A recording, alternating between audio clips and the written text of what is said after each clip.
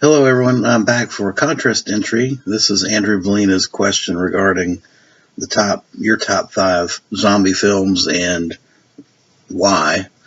Um, Andrew's a great guy, and I've gotten to know him a little bit through my videos and talking about what we typically watch and buy. I would highly recommend that you follow him. I'll put a link in the description box to his channel, but if you haven't subbed him already, you absolutely need to do that. At any rate, let's get on with the question. The top five zombie films. This is a toughie, mainly because there's so many. My gosh, there's hundreds and hundreds. You look on Wikipedia, there's been hundreds and hundreds of zombie films. And what I would say, when you kind of look at the spectrum of films from the 30s on to modern day, to me, you got like a 50-60% of this basket that are 7 to 8 type films out of a scale of 10. And then you've got, say, 2 or 3 or 4 that are just a notch above that. And to me, that makes it kind of hard. I mean, you can either go with the tried and true Return of the Living Dead, Dawn of the Dead, which I think most people are going to throw out there pretty quickly, and I don't blame them. I mean, I think they're fantastic movies. Or you can kind of troll around in the next tier of zombie films and try to come up with something new and unique that you personally prefer. So my list is going to be a little different. And a lot of it has to do with my age, number one. And number two, so these films, I'm not saying that my top five is the top five zombie films. These are just the ones that I kind of go back to on a reoccurring basis that are near and dear to my heart. But so with that caveat, let's go. First up is Burial Ground. I plan on doing a more detailed review of this. This is an Italian zombie film that's just batshit crazy. I mean, you've just got this thing is a romp-a-thon of zombie action and strange, bizarre set pieces that you don't get a minute's break. It's a 90-minute roller coaster ride of strange stuff right out of Italian cinema that I think this film epitomizes what we love about Italian horror movies.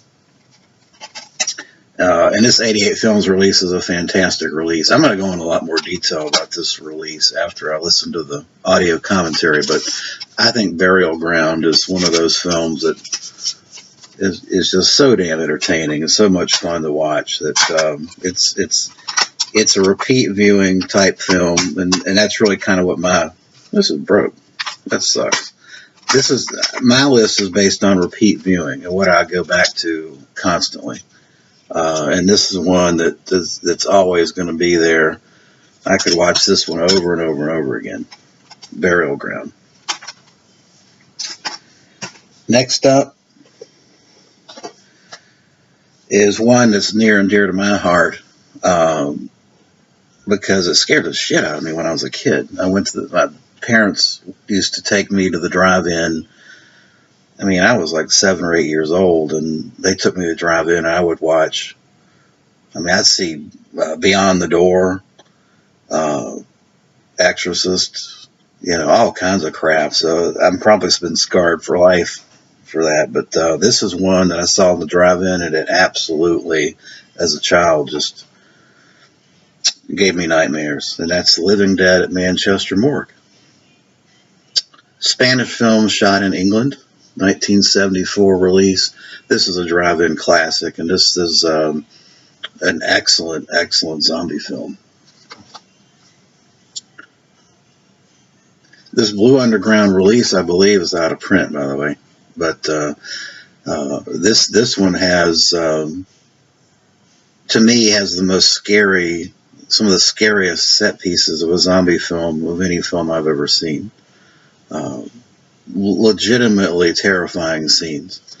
particularly when the two protagonists are like caught in a cemetery and stuck in this underground area, and the zombies are trying to break in. It just really resonated with me as a child, particularly to drive in. I can remember huddling up, trying to hide, and peek, and try not to see too much. But very gory as well. It's a very gory zombie film. Let's see. Number 3 is going to be Zombie Flesh Eaters. Lucio Fulci. This is one of my favorite. I mean, I love all the Lucio Fulci films, and the decision to go with this film versus House by the Cemetery or The Beyond was, well, first off, it was difficult, but second, I'm trying to remain true to the true zombie genre, whereas I think those films could be classified loosely as zombie films. They're more in the line of ghost stories and elements that I think they're outside the zombie genre, pure zombie genre. So, having thought through it, I'm going to go with Zombie Flesh Eaters. I don't need to say much more about this other than Jaws meets the zombies. I mean, the shark scene alone is worth the price of admission. A zombie battling a shark underwater, fantastic stuff. The piercing of the eye with the piece of wood from the broken window, man, just brutal stuff. Unflinching Lucio Fulci, and unapologetic as well. So yeah, Zombie Flesh Eaters. Next up, the tried and true classic, Night of the Living Dead, George Romero. I mean, this is the one that to me started it all. And it's still a fantastic, moving social commentary and zombie film.